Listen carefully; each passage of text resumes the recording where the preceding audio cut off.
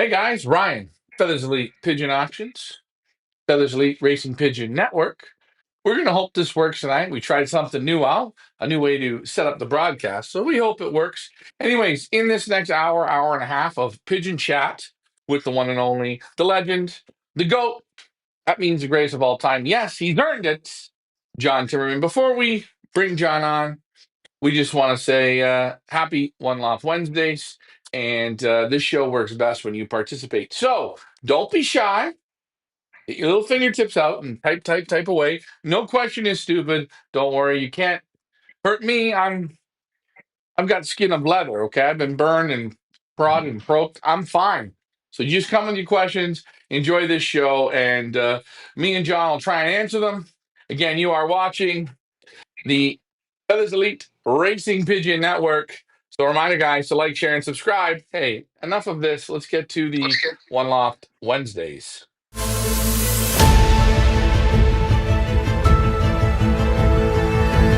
Mm, mm.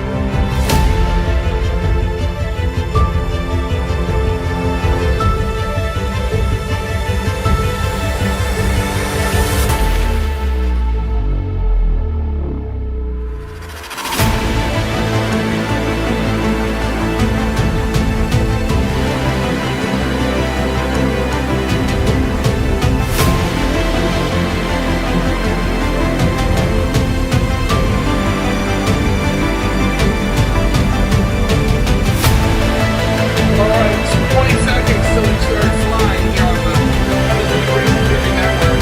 Like, share, and subscribe. And yes, this show works best when you guys participate. He is the GOAT of One Loft Racing in America. Take him anywhere you want to drop him. He will put on a fantastic One Loft race. You guys know me. I'm Ryan from Feathers Elites. And this is my good friend from sunny San Diego, John Timmerman. John, back for another week of punishment. You ready? Oh, it's all good, dude. It's all good. Good, good, good.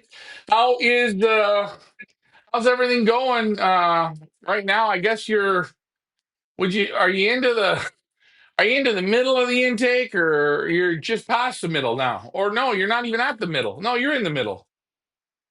We just I would say yeah, we're about halfway, a little over halfway right now. Wait. So And we got another 6 7 weeks to go. So 6 7 weeks to go. You guys are going to see some birds out today at the Royal Cup. We're going to show that momentarily. That is John Timmerman.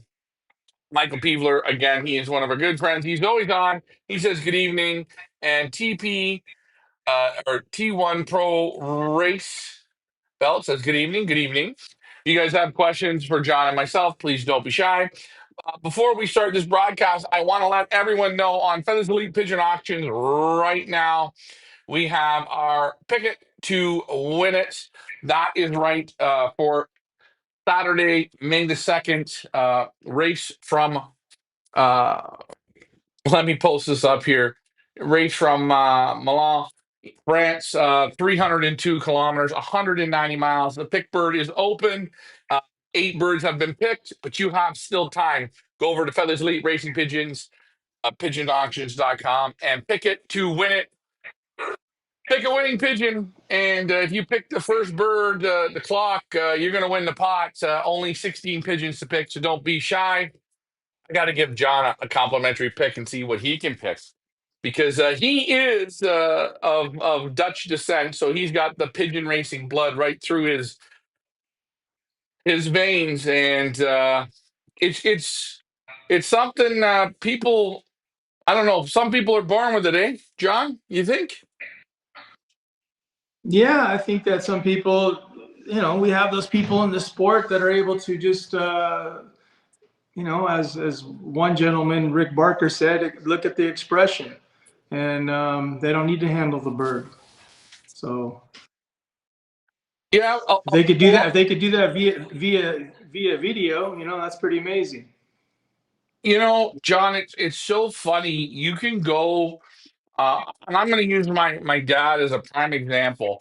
My dad's not a pedigree guy, so if my dad would go to a local auction, young bird auction. You guys put them on. And my dad would go and and be in the parking lot, say hi to some people, and he'd go inside, he'd say hi, and talk and look around, and then he'd come over to me and he'd say, the one to pick is in the first row there, over there. And I said, oh yeah, what's it out of? Oh, never mind. That's the one to take right over there. Just give you the look, right?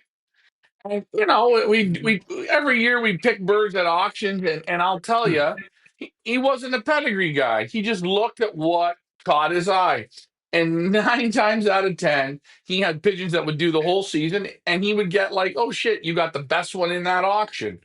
And I don't know how, but it's something that you look at. I think too many people go to auctions and look at pedigrees right off the hop before they even look at what's in the show cage. Do you agree, John?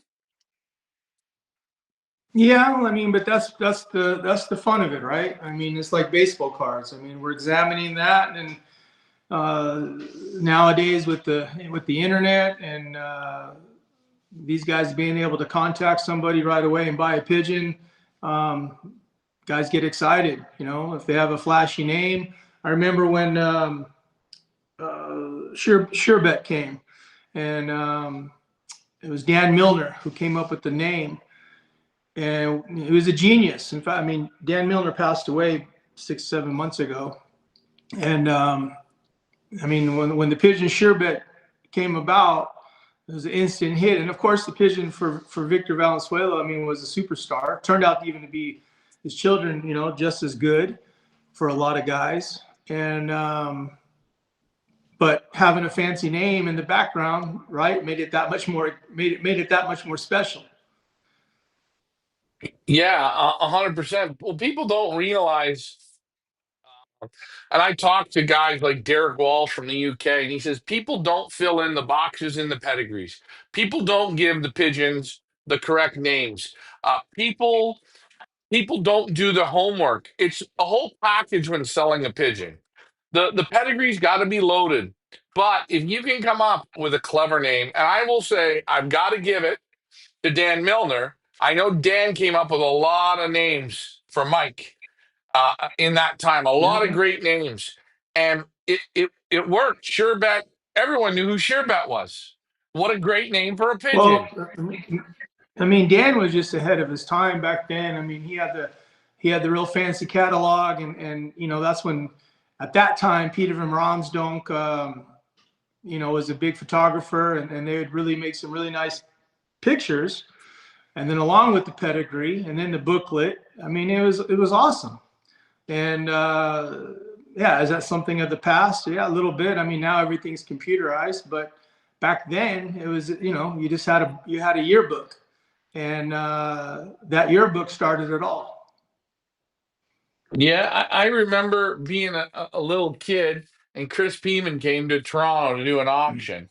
And everyone heard about Chris Peeman, and he had the Black Velvets, and he had this, and he had Dream Boy, he had all these pigeons. And they were like, for me being young, they were like superheroes, you know? Yeah. And I'd look at the book and I'd see that my dad, okay, well, we want to get one from this one, this one, this one. And my dad nicely said, like, we're not going to be able to afford that. It's nice, but all with the names, you know what I mean? And the nice pictures and oh, it was something else, and just something I remember. It was the same thing with the Gannis books when he made those individual pages of those birds in the Gannis catalog with the egg, the light and the egg. Really, really good marketing, and people I find they miss a bit on the marketing these days, especially on pedigrees. They don't fill out the pedigrees properly. Guys, I know a pedigree is only as good as the man who writes it, but put the information down. It really, really helps. Manuel says, hello. Manuel, I haven't got back to you about your product. We will this week. Trust me, I've just been super busy. Mike Green from Idaho. Mike, did you get your birds down to John? I need to know. Did you get any birds from Mike Green? John, do you remember? Does Uh, that name ring a bell? no, Not not yet. yet. Maybe in the No, mail. Not yet. not yet. Okay, okay. Milton from Hawaii. Aloha, John and Ryan. Question, John. Guys from Hawaii, is it hard to send you birds from Hawaii? I just received 2 boxes this morning. Oh, It's a okay. piece of cake. They just they go through Alaska, and the birds are here in 4 or 5 hours. Well, let me take that back. If you bring them to the airport 7 o'clock, 8 o'clock your time, I'll have them 7 o'clock in the morning here. So you figure 3 hours back. So what is that? That's four, yeah, 7, 8 hours travel time. Yeah, not bad, eh? No, You it's know, actually, it's pretty, people, if the USPS kind of does us in, then, the option is airlines, and airlines isn't that bad. The only thing is, you got to do 12 to 15 or 20 some birds to get a really good bargain. yeah, you got to have enough So, birds,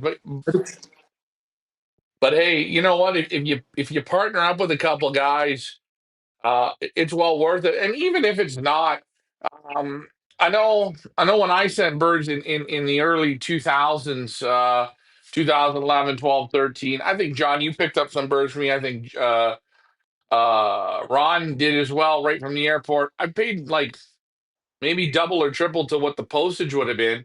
But shipping birds, it was like my birds, I shipped them at like 6 in the morning and you guys had them at 3. Yeah, I really think you take a lot of load off those pigeons. But again, it's a bit of work for you to go to the airport because you're not that close, are you? yeah, it's 30 minutes, but it's not like we're doing it every day. And but the option is there for, especially out of Hawaii or out of Canada. And lately, even out of Utah, King Christopher sent me 20 some boxes, and I had them in 4 hours. Or I mean, Jeez. I said 20 boxes, 20 birds, 20, 23, 24 birds, less than 4 hours shipped. Yeah. It's just it's a smart way. Do your research. Do you have a lot of guys that want to deliver them to you or come to visit? Is that something you get a lot of Um, or not really? I used to at one time. I mean, I get the local guys, but now it's I make the one stop once a week, 100 miles from the house, and I get a good turnout there, and then birds are mailed in. That's just the routine now. Yeah, I wasn't sure if people come down or I don't know, but it doesn't matter. Mike Green says, I'll be sending them, just vaccinated them. Always wait a couple of weeks. Well, geez, if you want to send one extra one, let me know. I might need a bird just to have some fun, Mike. I know you got some damn good pigeons. I know it's your first time competing in the California Classic. You guys are watching right now the birds at the Royal Cup. They have been Group has been let out. I'll talk to John about this momentarily. But Mike Green, are you sending to the Royal Cup and the San Diego Classic and the California Classic? Are you doing all three? What are you doing? And John, so people are looking here on our left of our screen. Royal Cup birds. How many Royal Cup birds are out? Paint the picture here for me. I believe it's like four sections, 4 or 5 sections. It's about 200 pigeons that are now in this group. So that some of them haven't been pushed out yet. They're just coming out. They've been out. These birds have already been out for a good hour, hour and a half. So some took a bath yesterday, and a lot of them wanted to take a bath today. So that's where we're So at. when you're breaking a large group like this, because I do see the bath trays there. First couple times out, you always have bath water running. I try to, yes. Okay, I want something to. that. I mean, that's Mhm. what makes it nice with these big aviaries is that they touch ground, and if they do that a few times, then they're not as flighty, and they'll come back. Um, having just the landing board open, there's a lot of times some of them will just shoot off in the sky, and yeah, then they get gun shy. But I don't. The pigeons here, they really adapt to it. Adapt to this kind of system pretty good. And this is just, those cages and stuff. That's just temporary. That's just for another 5, 6 weeks, and then we remove them. In the old days, I used to pull flights. I still do, first, second week of June, and years ago I used to lock them up for 5, 6 weeks. I don't do that anymore. I'll still let them out. I won't push them, and I slowly let them come into the flying stage again, and trying to keep the weight off of them. But you have to be very careful when you're in that stage of flights coming through, because you don't want them to bleed. So you have to be very careful that you don't have a hawk problem, or birds are spooked in any time, because they are handicapped, because there are no, flights are pooled, and yeah, you're just trying to. Uh, you're basically, when you're letting them out again, you're just keep them a little bit fit so they don't get dumb on you, and trying to keep the weight off of them a little bit. Like I'm going to say, guys, this show works best if you guys participate. Last week, you guys are firing in questions. It's great. Any question is great. Don't be shy. Put them in. I'm going to say one thing. I made a mistake running a one loft race, and you make honest mistakes. I built a beautiful big settling aviaries like you had, John, and I had them on my lawn. Okay. And birds would go out in the lawn, and you had 150, 200 birds go out in the lawn. Well, pigeons do what they do. Take a look at them, guys. They're picking. They're picking. And I found when the aviaries were on the lawn, the birds pick a lot in the grass. And if you had them outside in the aviary for a few hours, after a few days, that grass is full of droppings. And I had awful problems. But once I switched it to, like you have here, the gravel, there was no more problem. And Right. people have to watch when the birds go out on the grass in one small area. After a few days, that grass is contaminated, and they still get in there and pick and dig, and they're eating everyone's shit, or you know what I mean? Oh yeah, absolutely. I mean, that's why you just try to get to be smarter than the bird, right? That's even over Yeah. here with me on a cement slab. We still clean it every few days, just to make sure that there's not enough, no debris that's going to harm them. It's one thing to let them out in your big yard, big field where birds are all open and nobody's concentrated in one area. It's another thing when you've got 200 birds concentrated in an aviary, like how it goes. But you learn these mistakes. Again, you have to save the pigeons a little bit, from your mistakes. But you learn that by making mistakes. Okay. Question here. How was your experience in 60 Minutes? Go for you. It was in PIPA in an article, but only talked about Tom Van Gavin. Well, Nicholas Giselbrecht's not going to talk about me. Come on. He can't even say hi to me on the bus going to an event. He's okay. PIPA's doing great. They're making $46 million a year. Okay. He said it clearly. Thank you to the Chinese. Thank you to the Chinese. We don't work. Unfortunately, I don't say thank you to the Chinese. I think thank you to my buyers. Thank you to the Canadians and the Americans. The odd time the UK that comes out and buys the bird off our site. Our market's not the Chinese market. Sure, what I like that big market. That's great, but that's where they're at. These prices. He's not going to mention us. I want to say thanks to the people at 40 Minutes. Especially Guy who put it together originally. I was the original first one they contacted, and they asked about Tom. I put them in with Pipa to do that. I don't need any praise. I think everything was good. The article was great. Again, not enough at pigeon racing though. We need to keep growing that sport. This is a great sport, and we just need a little bit more exposure. But I think 60 Minutes did a great job to bringing pigeon racing again to show a little bit what it is. And again, isn't pigeon racing a sport? Don't you think so, John? Absolutely. Yeah, that's a great sport, especially it can be a family sport. It could be a solo uh, to keep an individual focused throughout life. There's a lot of reasons. You always have something to look forward to towards the race season, towards the end of the race season, towards the breeding season. Um, yeah, I mean, that's why I've been in it, for many, many years. Just you meet great people, and then to have pigeons on to fly every day and to be part of it. Yeah, it's great.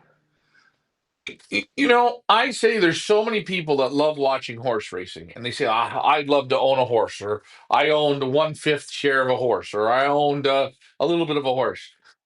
If these people ever came across pigeon racing, you know what? It's way more affordable. You're your own coach, you're your own trainer. You fire yourself, you hire yourself, you're the nutritionist, and you can afford it much easier. It's such a great sport that is so shadowed that it's unbelievable. But then you'll go to Poland, Romania, Mexico, and like it's big. It's like a big time sport, and it should be here as well because I'll tell you, forget playing. It's just a great all around. It's like an online. I don't know, like a sports gambling or something, but better. Your hands are on it. You do it. You actually, it's a feeling. And I just wish more people got into pigeon racing because once you get that bug, it's incredible. I'll tell you a fun story, John. Stefan Lambrechts was come over to my house there in Belgium. Came over to visit my dad the other day.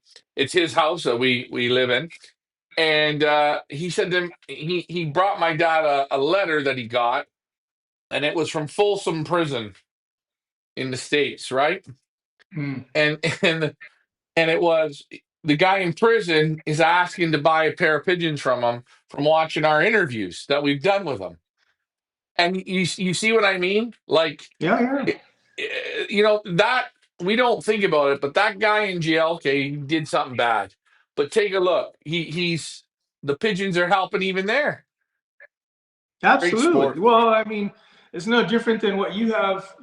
Just a little interview that you did that people get an intake of your history, going to Belgium, opportunities of meeting people. Uh, yeah, it's fantastic. I mean, it's like history repeating itself decade after decade. Where when I was in my early teens, looking forward to going with my dad, going to Belgium, going to Holland, and at that time. Peter Van Ronsen was still alive, and he was able to take us to some of the big lofts, and what an experience. I mean, let alone you're eating good. At that time I couldn't have any beer, but I did that on later trips. But the fact of just going and experiencing like what they showed in Belgium with your video there, uh, the old the old structures, the old parts of the city, it's amazing. And so for me, 4 decades later, the streets haven't changed. Things have advanced, of course, with the internet and quality, way of life, but things there are just still a lot more simpler than here.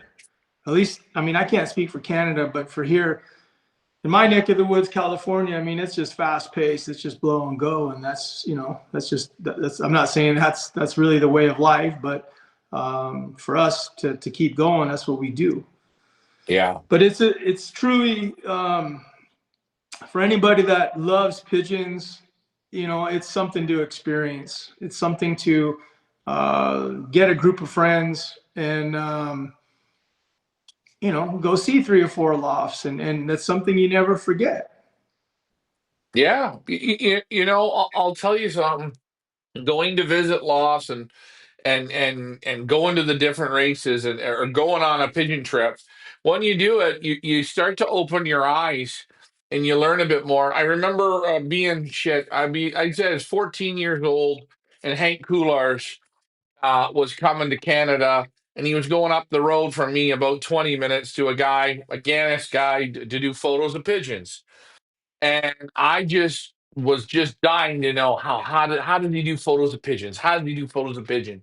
And I went up there and I was there all morning just watching him. I asked if I could sit there in the dark and watch Hank do those photos. And it's so funny because, up until a few years ago, Hank, we meet in Europe, and he looks at me and he says, "I taught you well." And, and I said, "Yeah." And then he looked at me and he says, "But your pictures are better than mine. So now you got to teach me." And we just kind of had a laugh. But like, beautiful moments in pigeon racing. I've traveled all over, and some of my best was going to the first auctions I can remember with Happy Loft when they came to Canada, or Chris Yeah. Peeman, and and meeting them. And then I think my first real celebrity pigeon week was in San Diego. It really Yeah. was. Like, and man, like we were there, and I'll tell you, uh, the first year I was there, I was lucky. I won the Holiday Cup, and I met Victor Valenzuela with Sherbet. He was with walking around with Brian Myers, and he handled my hand and he asked, "Well, would you be interested in selling her?" And no, no, no, I didn't want to sell her. And I came back to the hotel, and again, I mean, I'm in my 20s. I was like a little kid. Yeah, blah, blah, blah. You know what I mean? So Oh yeah. exciting. And it's such a great sport, and the people are characters, and I think that's what makes it great. And anyways, we're going down memory lane here, but let's get to the let's get to the comments, John. The interview of 60 minutes was awesome, especially when you asked, "Is pigeon racing a sport?" and you answered, "What about horse racing?" Oh, hey, thanks about that. Mike Green says pigeons are athletes. Me and my family enjoy it. I think pigeon racing for families is great. And for newly married couples, if your husband's in the backyard playing with pigeons, don't get jealous. Think about where he could be. Think about where he is. Don't you am I not right, John? Oh, 100%. I tell my wife that all the time. I mean, it's not easy. I mean, if a true pigeon guy is always in the loft. He's always, uh, in some respect, we're a little selfish in that way, where you forget to go to the birthday parties, or you forget to go to a family function. Um, but again, on the flip side, you know where we're at, and uh, you're just trying to. Of course, you're doing well for your pigeons, but yeah, there's no harm. There's really no harm in it. It's just being part of an organization, hopefully, a good club, and trying to, be a mentor to newbies, beginners, and carry on that passion for the sport. That's Yeah. In the end, that's what it's all about. And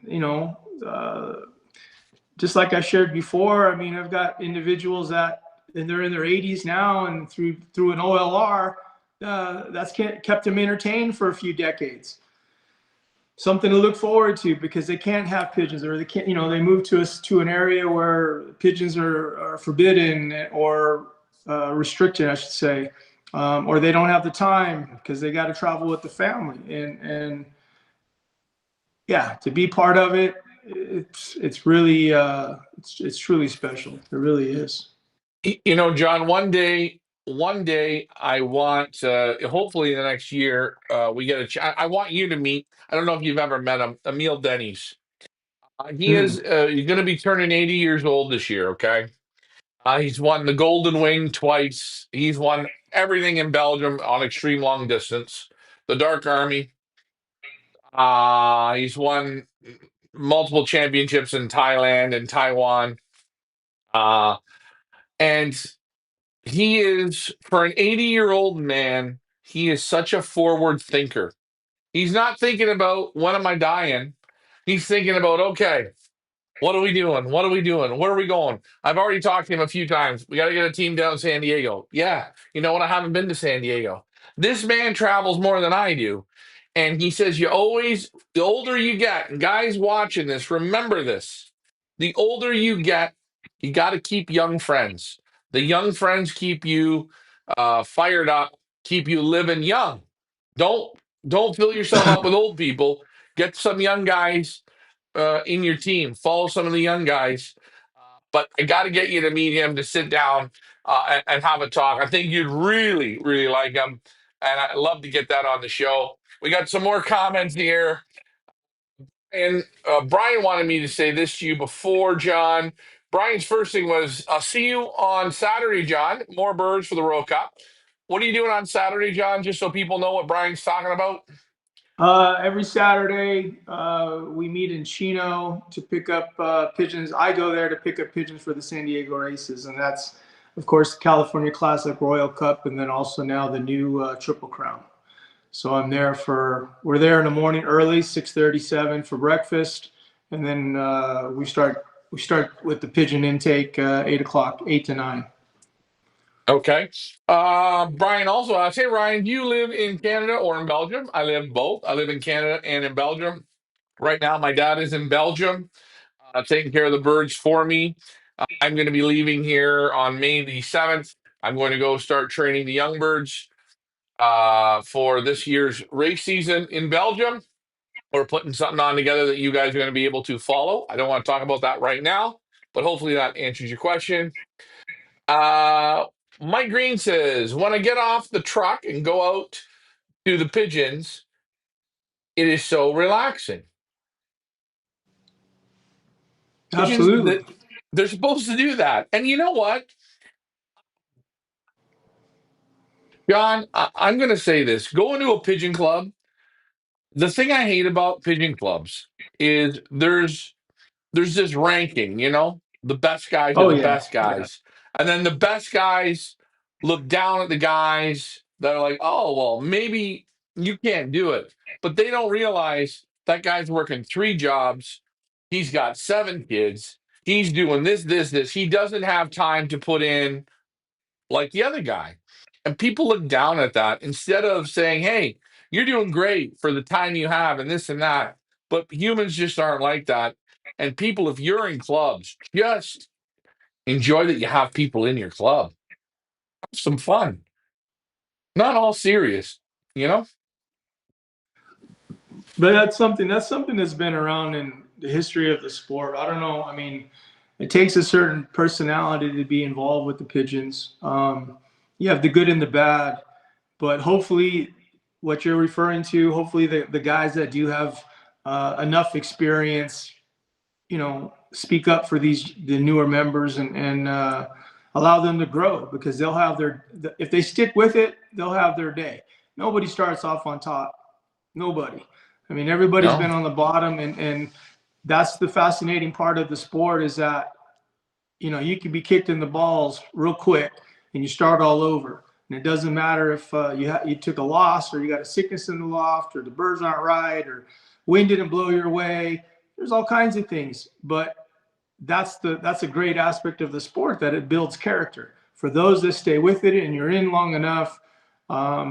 You're yeah, I think that you just become more open-minded to life. I mean, it's for someone young who gets in the sport, like you said, like Emil, he's always one step ahead, and that's a lot of times you'll find that with really top pigeon flyers, they usually are one step ahead, and not just with the pigeons, with life. Mhm.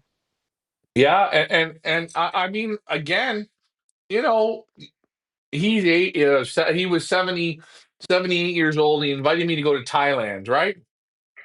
And I took the opportunity as a guest and I went.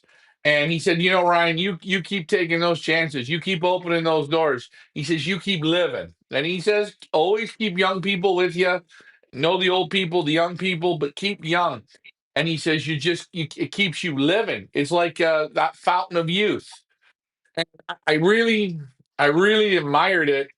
And it's just nice to see. I mean, he said, you know what? Before I die, I'm going to win another golden wing. So what did he do?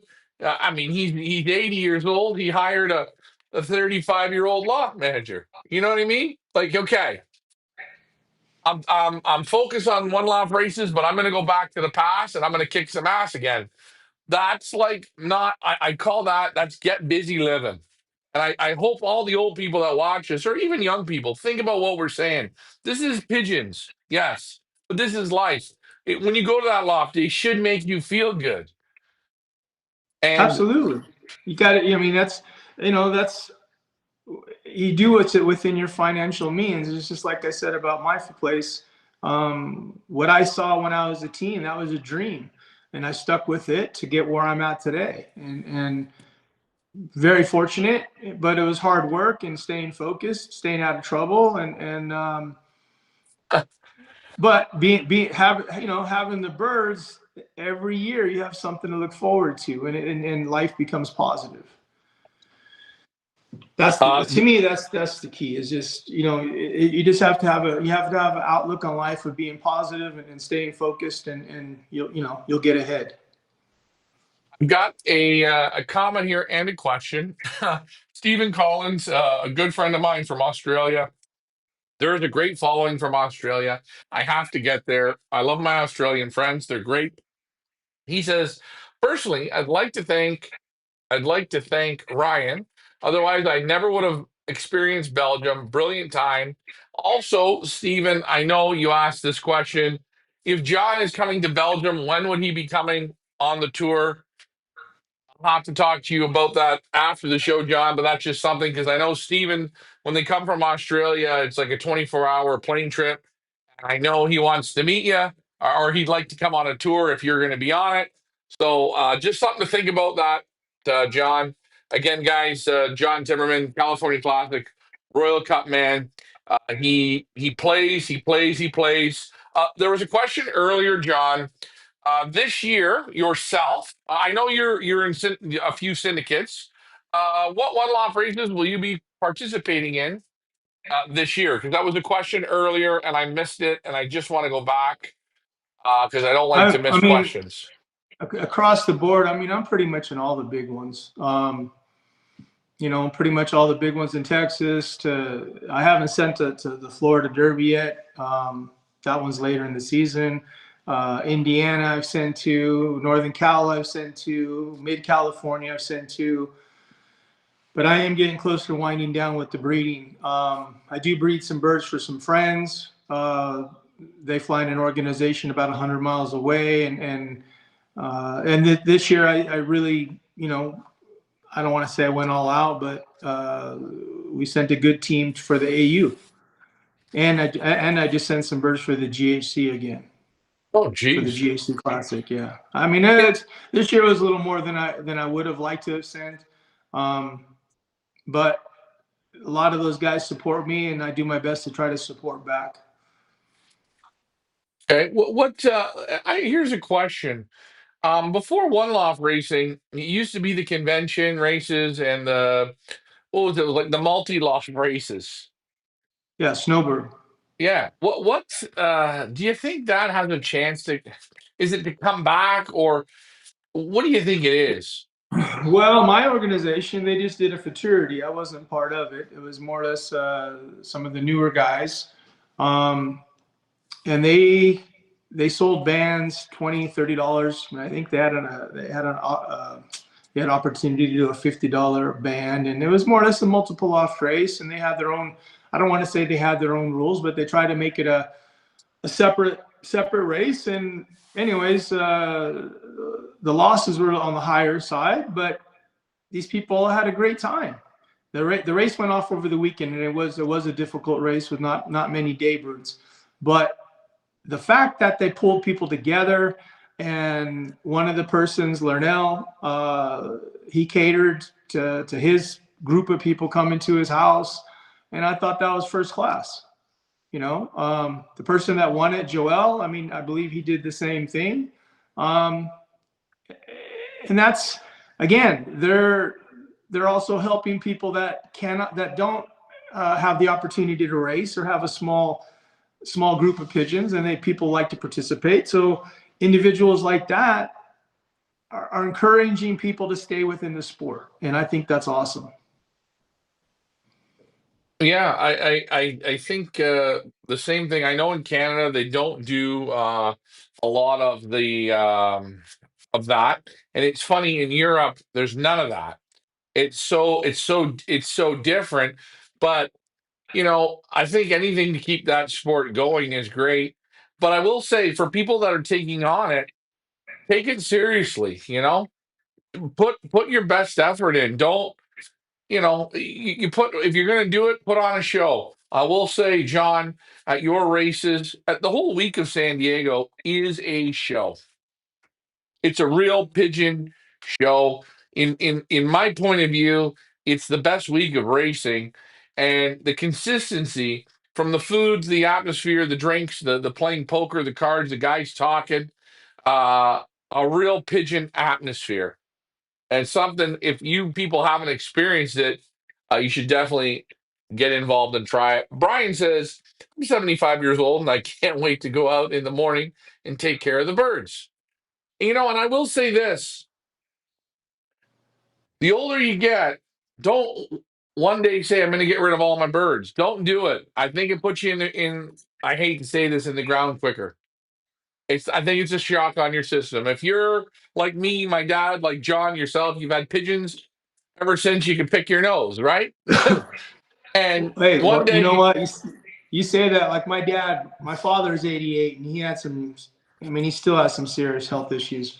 But in January, he was really bad, and he's always had a lot of birds, but that's what he lives for. Um, his health is very much declined now. But the fact that he could still think about certain pigeons of the past, or I share with him on this new generation of, their thinking behind it. Yeah, keeps him going, keeps him sharp. I mean, he is experiencing some dementia, but when you get onto the bird topic, I mean, he's pretty much spot on. Yeah. yeah, yeah. Again, real weird, isn't it? How that happens. But Well, no. let me share this. So about 10, 11 years ago, he had an aneurysm he had a blood clot on his leg that went to his on his lungs, Right. and he collapsed. And anyways, he was in ICU, and they didn't think he was going to make it. And fortunately, the doctor had a new antibiotic that was able to help with the blood clot, and it worked. So now we're like day 3's in ICU, and he can't talk because he's got that ventilator. And Okay. so, I could see he's trying. I could see his eyes, and I don't know. For some reason, my mom should have known, but she's making fun of me, like, he's basically saying he's out of it, and I said, no, he's with it, and I kind of put my ear to him, and I said, what's going on? And he's all, did you feed my birds? I mean, fuck, the guy was, he was on his deathbed, and I said, no, yeah, I got it covered, Dad. I got it covered. Now, mind you, Mhm.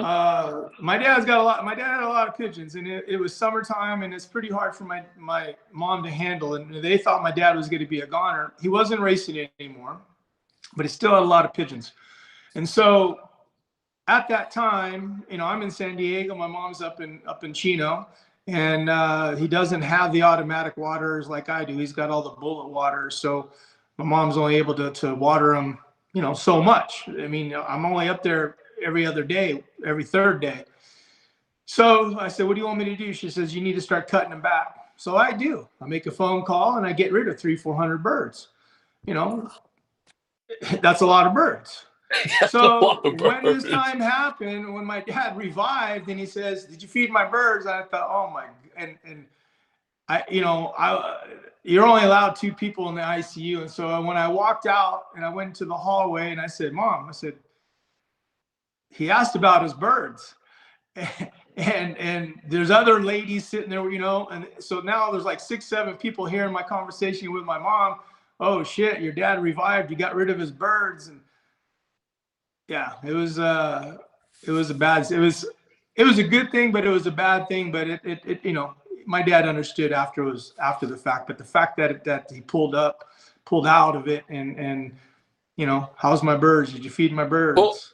and what people don't realize is Sure, he's living for you, he's living for your mom, he's living to see the next day. But a big pull there are those birds. Okay, I'm doing this, I'm doing that. And again, my dad always said pigeon men are all little boys at heart. Those little, Well, they're, you know. that generation, Ryan, you know, guys that were born in the 40s and 50s. I mean, Mhm. it was all pigeon. There was no, you know, like I said, anniversary parties, weddings. If it was a big race, they weren't going. Yeah, And that's, 100%. you know, in that respect, the pigeon sport has changed because guys, especially younger guys, you know, they listen to their wives more, and which is, you know, that's just, you have to.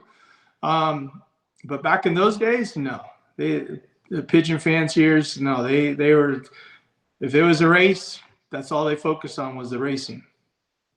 Yeah, and you know, it's interesting how it changes, but still beautiful how, you know, your dad's struggling in that hospital, and those goddamn pigeons were a part of that reason of why he pulls through. 100% it is. If you would have said to him, "Yeah, I killed them all. I got rid of them all," that you just took life out, Yeah, in my opinion. absolutely.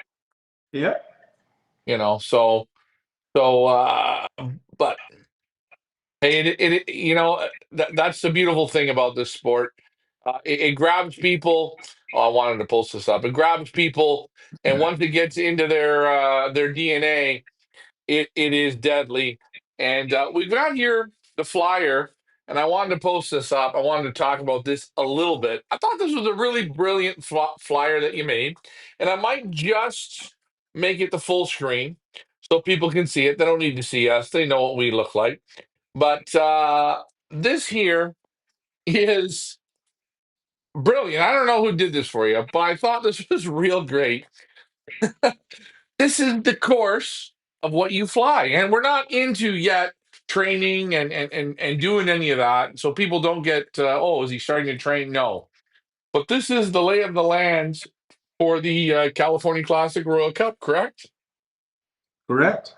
This is actually the last 150-mile stretch. Okay. And you know, to the left, you have the desert. You're at sea level.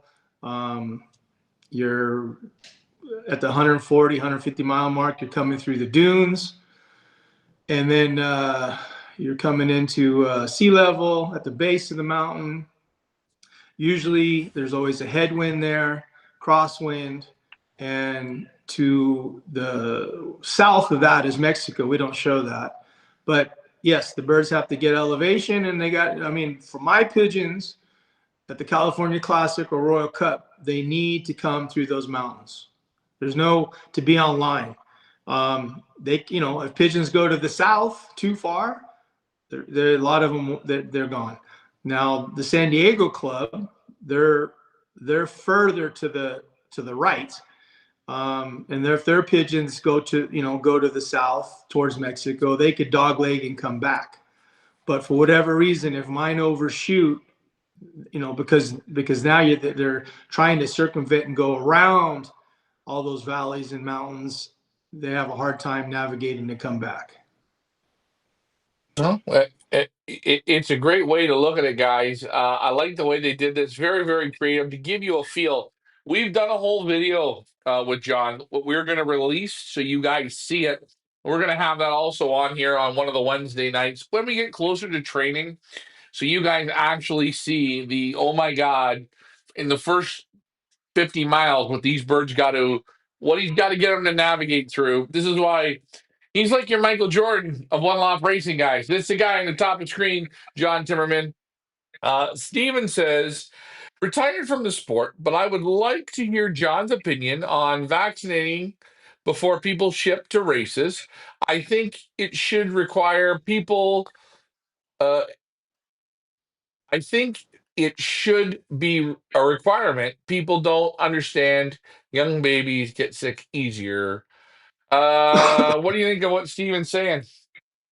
I agree with Stephen. I think that people, even to this day, I mean, we've talked about it. So I've talked about it already numerous times that the advantage of a breeder doing the inoculations himself at home, if the pigeons go down, you don't send them, right? Mm. These breeders that just send and I inoculate, if they go down, then we got to replace them. And it does happen. There's always a percentage of pigeons that can't handle a vaccine. It doesn't matter if it's a PMV, rota vaccine, or if it's a pox vaccine. I just think that, I actually thought about it today because I did have some pigeons that came in that were a little on the younger side. It's not an advantage, not for me. Now I'm speaking on my behalf. My settling has been, pretty good. I'd rather have a pigeon a little older that stays healthy trying to settle versus a younger pigeon that's got to go through another 2, 3 weeks of trying to adapt, trying to grow, and just gets weak. That's, you bypass that if you wait a few weeks after the inoculation. Yeah, I also think some guys, I think for one law of racing, I do think weaning your birds a little bit younger is a good thing. I think weaning them into a shipping crate where they can learn to eat and drink right from the get-go. Weaning birds at, 15, 20 days old, you can wean them. You can see what birds eat and drink. They pick it up. They watch. They learn. I think guys leave pigeons with the parents far too long. And then I think it's almost like, mama's boy. You know what I mean? Yeah. Where's what? Uh, oh no, where's Right. mommy? Where are you? Oh no, but when you lose, when you get taken away a bit earlier, you get a little bit stronger, a little bit quicker, and you start to learn. Just my thought. Again, John, I don't know how many youngsters you get there or in your own loft, but if I wean youngsters and I see them running around my feet screaming when I'm feeding, and other youngsters are eating. They're it's almost like they're saying, "Put me in the bin." You know what I mean? I don't play with it. It just doesn't. They never turn out. You dunk their head. You help them a bit. They're the first ones that get sickness. They're the first ones that have a problem. Do you notice that? Oh yeah. Well, like I said, there's a lot of different things that we're looking at in the pigeons, and if you're going into an OLR, you want that bird to be strong. You want it to be intelligent, and if you wait an extra week or two and you do, as we just discussed with the inoculations, that just gives you another week or two of making sure that the bird is healthy. So, Yeah, and yeah, that gives enough. And if you do it early enough, they talk about inoculations. Well, 10 days, you give them a boost, but sometimes what people don't understand is if you have a different vaccination than what's being used, and you're within 10 days or short of 10 days, that's not good for if someone's got a different type of rota PMV vaccine. I mean, which this year I've experienced because PMV vaccines were scarce to start the season off. And there was yeah, only just overall, like I'll speak on my behalf with the birds. I mean, overall, right now, knock on wood, everything's going well. But yeah, I've lost pigeons, but it's from the same breeders, which, that just tells me that that they didn't follow the protocol, or B, they got a wrong vaccine that didn't work. And, but nowadays we're able, I'm able to talk to the breeders. Hey, what'd you do different? So we're on the same page. uh, or I should say many years ago, guys didn't like to talk about losses, and nah, nowadays it's just better for the sport that people are aware of things. yeah, 100%. I know. If you guys want to watch an interview, I did one with Krista Becker, and he does about six to seven vaccines between pox, rota, herpes, Right. PNV. He's got a schedule about every 10 to 15 days with those young birds, hitting them, hitting them, hitting them, hitting them. And he says, I just I just leave no stone unturned. I double them on almost everything except for the pox. And he says I have never any problems. And some people may say, well, wow, you're crazy, but these are professional pigeon men.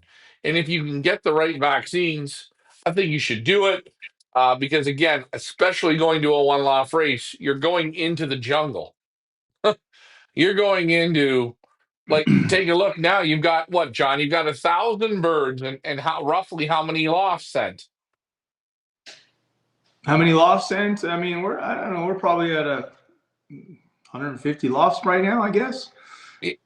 So you Yeah, think of 150, all the different. 175. I mean, that's just on one side of the property. Then, you got another 80 on the other side. But, everybody, that's the loft manager's responsibility to what they think is right or wrong. I've been doing this for a long time, and I don't mess around with it. I just think that, and especially if your bird's not up to par, it's taken out. You get a phone call, because there's 1,000 pigeons that are better, right? That's how you have to look at it. You're going into a big race. You want the pigeon to make it through training alone. And if the bird's already handicapped and has a lot of flaws, replace it. And I can't say, I mean, hey, sometimes the pigeons are sent, and if they're still going, we let them be. But if it's obvious for obvious reasons, then no, they're pulled out. Yeah, and you know what? One great thing that America has is they have so many races, and I don't think participants don't get butthurt, don't get angry if John calls you or Jim calls you or Daniel calls you or I call you and say, "Hey, something wrong here going on with your birds." Don't say we're not trying to give you bad news because we don't. No, we want to see you succeed. If you can send replacements, then the replacements. But it is funny how, John, you do see it comes from, normally if you have a problem, it comes from the same loft. And then you'll Well, wait a it's little coming bit, and from, then all of a sudden, another same loft. Not the same loft, one whole loft. yeah. Well, no, same breeder, because the Yeah. pigeons are ready from, you can see it right when they're in my situation. I see it within the first week, weight wise, and if the birds in the loft are falling to the wayside from the same breeder, then there has something to do on my end, catching it because of the vaccines. But pigeons coming in, if they're not up to par weight wise, or they took a lot of stress from the shipping, you could tell they're not right. They don't even make it to the loft, and that happens. 3 days later you inoculate them, boom, the bird killed over. And well, it's just part of the game. It's nobody's fault. Like I said, nobody's going into this game trying to create a problem. I don't believe, and I think that people just are not aware. No, And they and get, people, go ahead. people get mixed. They get mixed messages because they're listening to Timmerman, or they're listening to some of these other guys that have had birds, and they can all say what they want to say, but I mean, I've handled already, I don't know how many thousands of pigeons. And so this is just for my behalf. And I'm not going to say I'm the right, and I'm not the guru of it all. But, over the years, I know, my track record, knock on wood, it's been pretty good on what I've seen as far as, keeping the pigeons overall healthy. Yeah, and people learning, the old guys. John, you grew up with I would almost say, the old new school of pigeon guys, and now you're into the new school. And we talk about, I've got the birds up here, and we talk, okay? And I sit and I go to different lofts, and we look at pigeons, and guys bring out pigeons, and we talk. And I find that this here is a new school thing that people are doing, and I don't understand it. I'm just gonna, John, I'm gonna show you a pigeon. Okay. Okay. I'm gonna just show you, right? Okay. It's very easy. My hands aren't doing nothing. His back is perfect, isn't it? Mm-hmm. Right? I don't need to do this. My question is, why do new guys do this? What are we doing here? Or What are we? I don't I know. want to know something. Can I pull them further until I hear a pop? When they come home, do you ever see them land with the legs open like this? The feet go up and tuck in and hook. So when the pigeons come in your hands, look, look, move them. It's balanced. You don't have to. We don't have to do the look. Look at the bird. Come on. I'm trying to help the new people out, but John, I'm going to tell you this right now. I just want to fucking take them. Well, hey, New everybody's school. trying. I mean, when it comes to the marketing game, I think everybody's looking for a different angle on what's gonna move pigeons, and the sport's never changed. I mean, this is homing pigeons, and it really, as I mentioned before, it's what's in the brain and then what's inside. I mean, that's where it's all going to come down to. I mean, we're kind of being repetitive on what we said, but I saw actually it was your Hollywood over here, his video with Van Garver. I mean, Van Garver said the same thing. It's like, what do you look for? Well, it's in the head. It's one of the top aces of the world right now, and he's the first guy to tell you. So nothing's But changed, and that's why the sport is so interesting and so something to look forward to, because none of us can predict that. It's just, you're very fortunate when you have a hit pair that can produce year after year. But here's the deal: when you get a killer pigeon, when you have an ace pigeon, uh, most of the ace pigeons are going to be well balanced. They're all going to have a good eye. They're all going to have nice feathering. That's just a foundation pigeon. That's just how it works. And when it comes to an athlete, most of the time when the pigeon's really doing well, most of them, not always, because again, one pigeon might lack the body, but might have really good orientation. yeah, So you find a lot of the same characteristics in the champion birds. yeah, and I try and tell people, I try and say this. I want you when you handle a pigeon, right?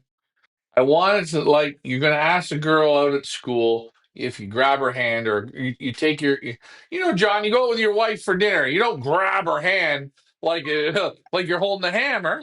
You're soft, you're gentle, you're light. And people handling pigeons is the same thing.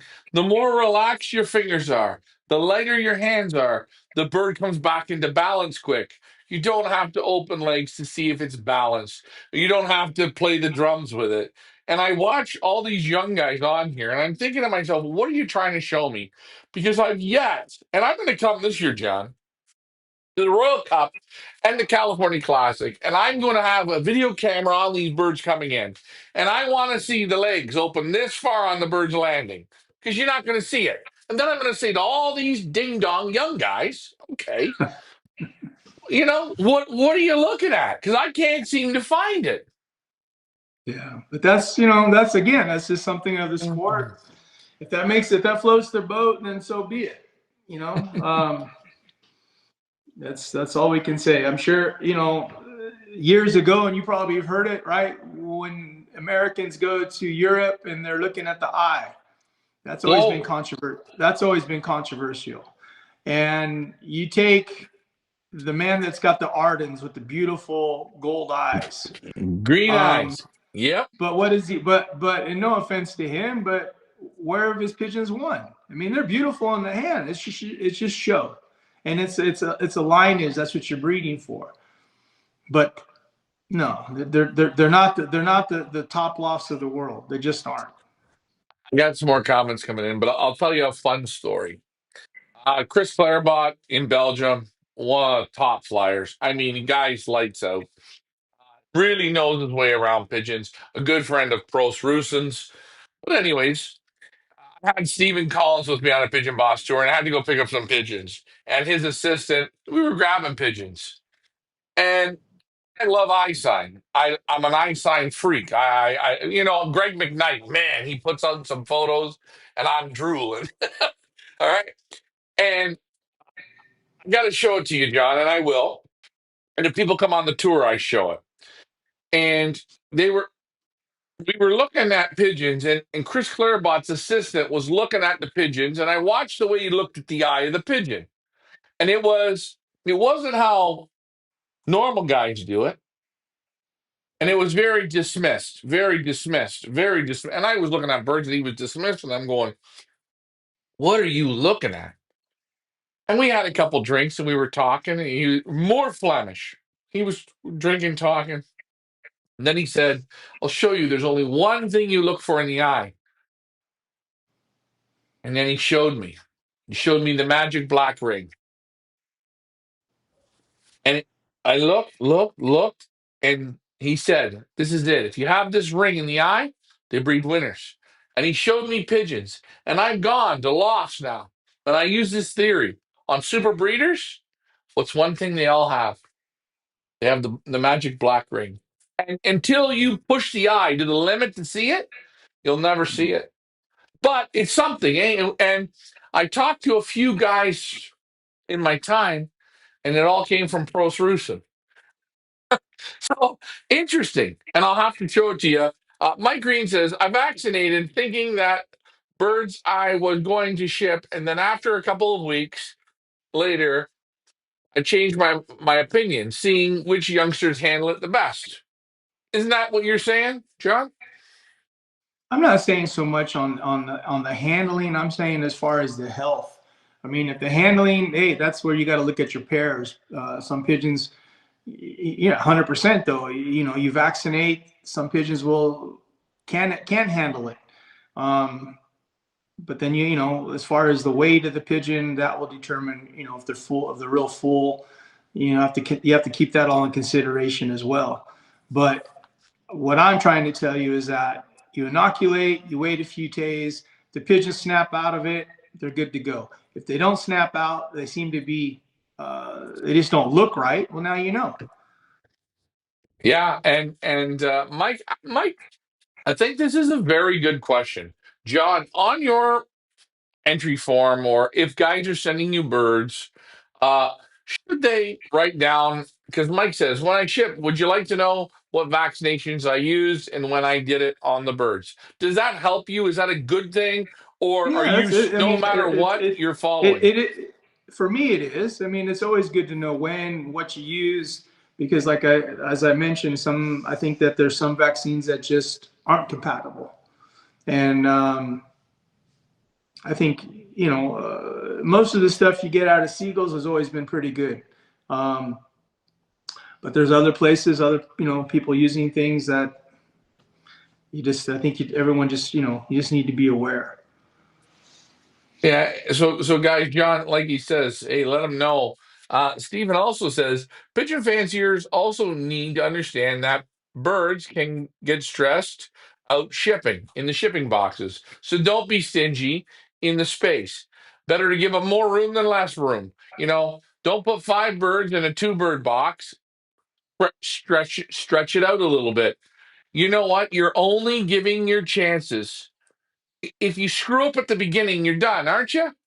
Hey, John, if you drop an egg, there's no baby, is there? Absolutely, yeah, that's gone. Yeah. But yeah, I mean, I think breeders nowadays are well, at least the ones that I've experienced are pretty good. I mean, I'm very surprised you get a 4 bird box and there's only 2 birds in there.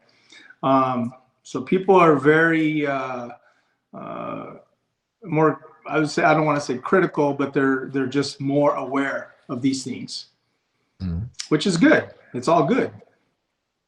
Here's a great question. I know people will think about this, and people are doing the math, and actually, people are going to say this. John is, or not John, but people have to cut as many corners as they can to make the most money. Because at the end of the day, it's all about money. If the guy wins the race, he wants to win the most money. The loft manager wants to make the most money. But I like what Brian says here. I can't imagine the cost that John spends every year taking care of the birds, but he does not skimp on making sure they're in the best possible shape. What a good compliment, John. What a Thank you, great Brian. And you know what? That is right. We want to make money. But at the end of the day, if those birds don't go to those races in great shape and they don't keep coming, you're not in business. You got to spend. You got to Well, invest in those birds. you got to spend, but you also got to just, you got to have the experience, or you got to have people that you're working with, so you know what works and what doesn't work. There's so many products now out there, and that's why I mentioned that's why I do. I'm not racing a full season, but I always start off, and I want to see how my birds are responding to different things, maybe feeding or the latest supplements, and sometimes it's a good, sometimes it's not. But you have to kind of stay on top of it when you're going to start doing stuff with one off race birds. Right. Hendrik Craig says, do some people box their birds before sending? Is that good, bad? Do you like it? Do you not like it? What do you think? If a person, for me, I don't mind it because I'm going to be vaccinating early anyways. But um, again, that's something that uh, it's a plus for you as a breeder if you do vaccinate, 2 weeks ahead of time. See if it takes, because once that bird gets over that fever and he's looking good, chances of it going downhill are very slim. Well, don't box them and put them in the basket and send them to you. Box them, give them 2, 3 weeks. Yeah, give them Okay. time. And with all these inoculations, give them time. I mean, it's just like you go into the doctor's office and, depending on how severe the antibiotic is, you're just not going to, boom, go back to work within an hour or two, or sometimes not the next day. It might take a couple of days. It just depends. Yeah, no, 100% it makes sense. Guys, just take your time. Don't rush it. And like John says, if you do box them and you want to give them a week or two, hey, it's okay. You're gonna break them.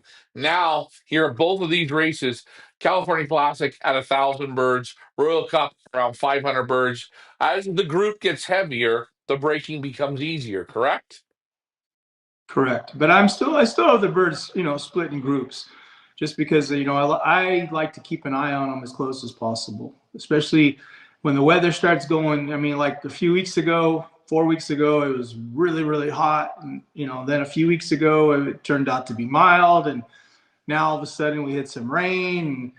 And, yeah, it's just, I try to keep as much control over the birds as possible at this stage. John, tonight there's a gentleman on here, Stephen Thomason, R7U. I hope I pronounced the name right. He's asked a couple questions. He said he's retired from the sport. I hear a hungry pigeon man still here. Ha, he's asking, and I think this is a great question. I hope you can get some birds into this. If you need some help finding some birds, let me know. What kind of feed do you use, John? And do you give them grit? If so, how many days a week do you give them grit? My birds are giving grit every other day. Um, and as far as the feed, we have a mill called Leach Grain and Milling, who I've used extensively for all these years. Uh, I did bring in Bayers last year. It was a great feed mix, but didn't really see the difference from what I'm used to with Leach. Leach is clean. It's a clean mix, and they do custom mixes for me. And so that's what I use.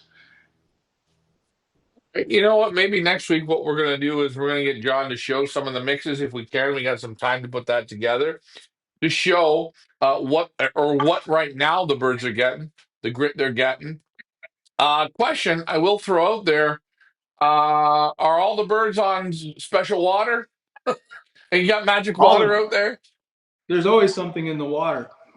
Okay. There's either there's it's either oregano or a vitamin. Um, that's every day. Well, wait a minute. So my question is, you say every day there's something in the water. Okay, I'm good with this. Are you talking about antibiotics and drugs, or are you talking about No, no. I mean, positive knock on wood. things? I have not used any antibiotics at all this year. In the past, I used to, but over the years, I've just seen that if it's a handful of birds, a bird here and a bird there and a bird there, that's just the bird. That's not my loft. And so I really just focus on keeping the pigeons with the probiotics, with the oregano, keeping them up like that. And as far Okay. as any topical stuff on the feed, no, none of that stuff right now. Okay. I just keep it simple. Yeah, you're keeping it simple. You're getting everybody. I guess the whole thing is you have to get, in honesty, between 1,000 and 2,000 pigeons all on the same page before anything else goes. And as those birds come in, you follow that line, and that's why you're Correct. not doing. Just keep playing. Keep it simple. Keep it simple. And I bet you. I'm going to say this. You watch those pigeons like a hawk. You're looking for something not right. Well, I mean, that's where the weaker pigeons will fall to the wayside. The more pigeons you get in the loft, and Mother Nature will take them out. Um, but I'm not going to administer something that's not necessary. If the droppings are right and the birds are developing the way they're supposed to, no, just keep it simple. There isn't going to be any magic potion that's that's gonna it's not needed, especially not now when birds aren't really flying much, and it's just basically keeping them healthy. That's all I'm interested in right now. Yeah, and a lot of people don't realize. Yes, you have more birds to look at, but sometimes I think the more you have, you can spot out sickness sometimes easier. If you're a real pigeon man, I know you are, John. I know I can take you to a loft and look and say, yeah, well, that one's not right, or that one's not right, or something's wrong. You learn that. Steven says, thank you for the offer, Ryan, but I still have pigeons, but I'm retired from OLR. Well, hey, then maybe you could offer me a pigeon to put into John's race. I mean, yeah, you got your pigeon. I could use a pigeon. Someone offer me something, for Christ's sakes. Um, John said, John Claudia 6703, feed is an issue depending on where you live. I have ordered from Chewy, but I am able to keep Versalaga on hand for my birds. Nothing wrong with Versalaga. No, Versalaga is a good feed. There's a lot of pigeons are going to grow regardless. I think you just have to keep in mind when you're really dealing with these pigeons, how active are they right now, and then you feed accordingly. What's up, how heavy of a grain, how heavy of a protein. Like myself right now, I just want it basic. There's no serious molting yet. Once I start getting into the serious molting, then we start switching the grains. John, my dad is probably the same age as yours. And my dad would listen to that about no good grains, and my dad would start to laugh. Gone through the world, right? Chewed up and spit out. When you say, well, pigeons are just rats with wings. They'll eat French fries. They'll eat bread. They'll eat donuts. They'll eat this. They'll eat this. So many people are so worried. But guys, yes, you can buy feeds from Belgium. They are great. You can buy great feed in your local area. Don't worry. You know, uh, my dad always said something. We go to our local farmer here and we get a ton of corn, large, large, heavy corn. And the corn is beautiful, but there's so much dust on the corn. And my dad, I looked at it and said, boy, you can't even feed it. It's that dusty. Put your hand in, put your hand into that corn. And he said, now take your hands and put them together. And what do you feel? And I said, shit, you feel super feather, soft, silky feather. Dust from the road is not good for pigeons, but grain dust isn't bad for pigeons. It's pigeon flour. It's flour. And so many people are worried about how clean feed is and how this and that. I don't think people go and feel the grain. Put your hands through that grain and feel it. Dust is not a bad thing if it's from the grain. That's just my opinion, John. I don't know. Maybe I'm out to Well, lunch. to me, I'm just more, you like a shiny feed. I'll put oil on it. Put oil on it. Yeah. No, And I some of the mixes have that now. Yeah. you know, my dad said to me, if you take a look at corn, you want it to break down at a certain speed. But if you grind corn up and make it into dust, it gets in the system quicker. But how do you get the pigeon to eat the dust? You oil the feed. You oil the feed, you put the corn dust on the feed. Now they're getting corn, but they're getting the broken down, it breaks down quicker into the system. I think to myself, where did you come up with this idea? But I don't think it's a bad idea. I think it's thinking outside the box. That's all. I'm different. Oh, hey, my dad's different. Yeah, I got to get you to meet him. Anyways, is John mixing his own feed? Do you mix? Yeah, I guess you have your own mix. Yeah, I have currently I have a separate mix, and later when we start racing, we have a separate mix, and then I'll add to that accordingly. I, When we actually, depending on how much we train.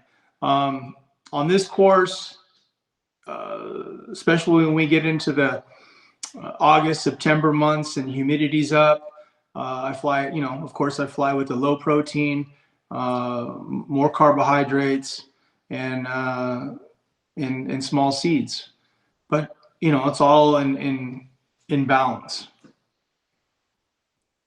yeah, and do you think different grains for different courses? I think, yeah, I think like the Arizona guys, when we're flying with the humidity of 12, 15%, 20%, you got to be careful, how you're feeding or how much you're feeding.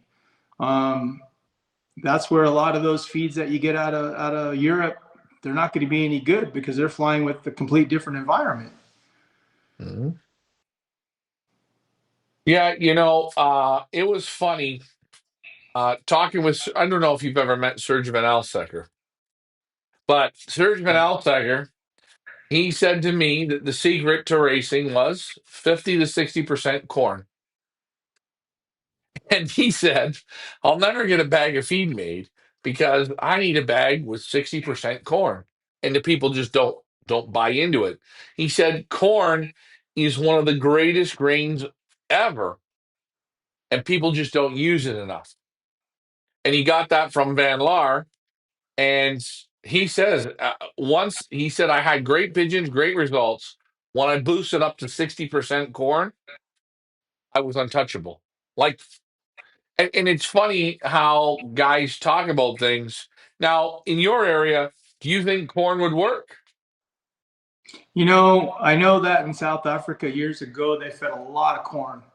Um, I was just under a different mentor that was really into the chicken fighting and all that and his feeding principles. And I think I shared that earlier, that the big difference with, people that were really hardcore with the chicken fighters versus people that raised pigeons was that uh, chicken fighters knew how to feed better versus a person that knows how to raise pigeons is more hip to uh, antibiotics and ministering that. But his philosophy held kind of true because there's a few other people that I know as far as corn was concerned. Um, Not a big fan because it was more in his eyes it was more of a filler. And with the pigeons, with energy, small seeds, carbs, maybe rice, brown rice, patty rice. That's all we have used. Okay. Um, but over the years of racing, I mean, I read an article where it was in the digest years ago when they talked about uh, you got 7, 8 different lofts, and they all got champion pigeons. I mean, pigeons that are leading champion, in the organizations, and they all have a different mix of feed, but yet it's the same pigeons coming to the top, Hmm. or week in and week out. So, I think that sometimes we're all looking for the right thing, but it's everything. It's everything that you might be using in the water. It's everything that you might be using feed wise or on the feed. It's not just one thing. And for as far as surge is concerned, could be.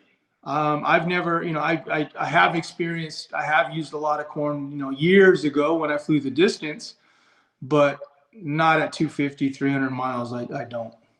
Okay. Steve's fired up tonight. Do you go super heavy on the feed the day before the race, or do you go light to make them hungry to fly home quicker? What do you do, John, in the start or I've ex- start to I, the end? it, so it's interesting you say that because I have changed my philosophy up a little bit this year. Uh-oh. Um, no, well, because I used to, again, going back to years ago, I used to fly my pigeons like that. When I say like that, load them up day before, minimal, if anything, day of shipping, and I've had extreme great results. But I've experienced this year that there's guys that I know that feed an hour or two before shipping, and the results are phenomenal, which No. I've Come seen on. it. I've No. witnessed it. I've Come witnessed on. it. So I'm not. I don't feed like that. I just My don't. ears are But I burning. saw it. I've seen it. I mean, Okay. again, that's just. There's so many things that maybe it's the pigeons, maybe it's which way the wind blows, but the end result is I've seen guys ship pigeons, and I believe Herbots was a big fan of feeding, packing the birds the day of shipping. Shipping, not the day before. I Yeah, was yeah, always the day before. yeah, but you got to remember, eh? Like, okay, take a listen to this one, John. We're gonna fly this week. We're flying Milan, France. It's 190 miles. That's short. They don't need anything. Hold on. What? They don't That's need anything short. for 190 Okay. miles. Yeah, they're basketing Thursday to race Saturday. Hmm. Well, then, Okay, yeah. now when we talk about Herbots, guys have to remember Belgium flying. To me, 190 miles is not middle distance. Middle distance to me is 250, 350, middle distance. Okay, Correct. okay. But you see what they're doing?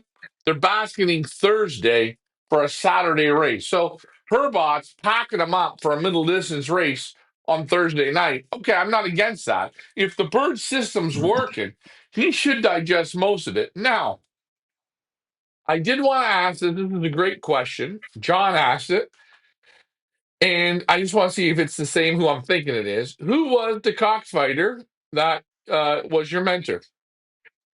Daryl Phelps. Okay. Now, I met Daryl well after you did. Well, how long? When did you meet? Did you meet? I met Daryl in 92, 93, Okay, and 1992. I met him in 2011, and you know what? I'm pissed off that he's not here today because he would Oh be a yeah. guy I would love to just talk pigeons and this cockfighting thing. His methods. He said that before, I don't know if this is true, before a rooster has to fight, he has to shit clear liquid. He wants a gut empty. Correct. Right. And he said to me, he said, and I was a professional athlete, when you went to perform, were you hungry? Always. Yeah, I was always hungry and I played the best. Pigeons got to be at empty to fire. Is that what he told you? Yeah, but see, that's where my thoughts have changed because the pigeons, yes, they empty. It all has to do with the adrenaline, you know. Um, but I've seen different, you know. I've watched it differently. So, like I said, I've taken different things, different methods, which were once a way of how I used to do things, to where I've really tweaked it. And Well, even I mean, even in the one loft races, I mean, years ago, the pigeons were on the California were on the lighter side, not so much anymore. And some of it has to do with, the reasons going back 4 or 5 years and years before that. A pigeon full of feed the day of shipping and you're not able to give it water is the worst thing you can do. 100%. So, and that's how it used to be when you were doing the handling of the birds and all that. You just weren't able to do that at the hotel. So that's where I had to change things up. And now with, the procedure with the birds being, if we do scan them and all that, showing, I just have a faster method. A method where, when we're talking years ago, when I used to do the California, I mean, I would have everybody's birds in separate baskets. I mean, it was a feat. It was a job to do that. And It was your worst day of the year. yeah, man, I had to tweak it. It just wasn't. I mean, I don't know if people, the old timers appreciate it or not appreciate it, but that's what I did. And it's not really the best interest of the bird, so that's why we changed it. And I like it better now, the way I go about it. The other thing, and I would love to talk to Daryl about this if he was still here. And you use it. Well, cockfighting, you take the birds, it's a bit different. Pigeons, you ship them at the club. You put them on the transport. They bounce all night. Temperature drops, temperature raises. I think there's a bit of difference, a little bit, and there's some leeway there. But I do say on your short races, under 200 miles with a tailwind or even a light no wind, you don't have to have them packed full. Load them up through the week and back them off. And I think a lot of guys miss rest. Rest is the big thing when racing pigeons. Do you not agree, John? Oh, 100%. It's finding the balance. Absolutely. You But I mean, what you're talking about, even like we're gonna go referring back to a guy like Daryl. I mean, things have changed, things have evolved, birds have gotten better, feeding feed grains have gotten more nutrition, supplements have gotten better. So there's so many more things to consider now. yeah, yeah, 100%, 100%. But you know what? Again, I I met that man down at your race, and I instantly gravitated to him because I'm like, holy shit, this is thinking outside the box. This is a different way of thinking. And when you listen to him, there was a lot of goodness there. There was a lot of right. Now, Well, here's the deal: is that yeah, he did his thing.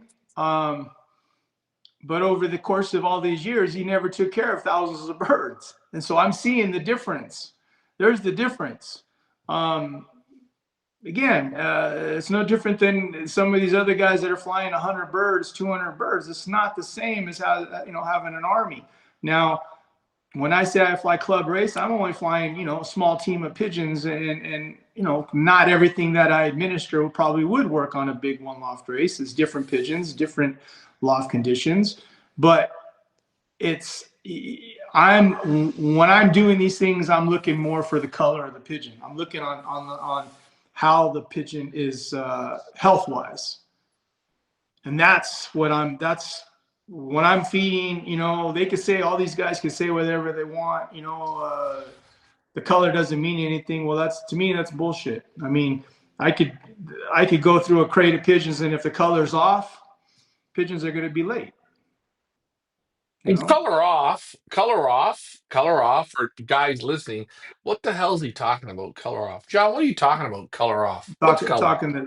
Talking the breast color or talking opening the mouth, and So that's what I'm looking at. in the mouth, when you're opening the mouth, and I mean, you're looking at 1,000, 2,000 birds. You open the mouth on you. What color are you looking for?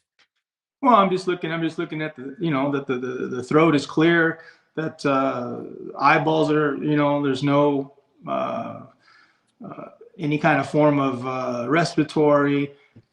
Looking at the breast, looking at it's nice and rosy. Um, Soft, soft, nice, the, warm colors. correct, Not correct. cherry Feet, red. feet, Not the black. feet. Correct, correct. The feet are nice and warm. Yeah, you're looking at all those things to know that your condition's right. John said. John's asking this question, and I think it's great. And hopefully this year we're going to get to show it. I'm going to be down there in San Diego working alongside of John and his team because we want, you know what? Information is power. Okay. And the more information you guys have is better. But John says, speak more about the color, please. And, you know, I will say this when you race pigeons at home, you'll really start to learn, you learn it by playing it.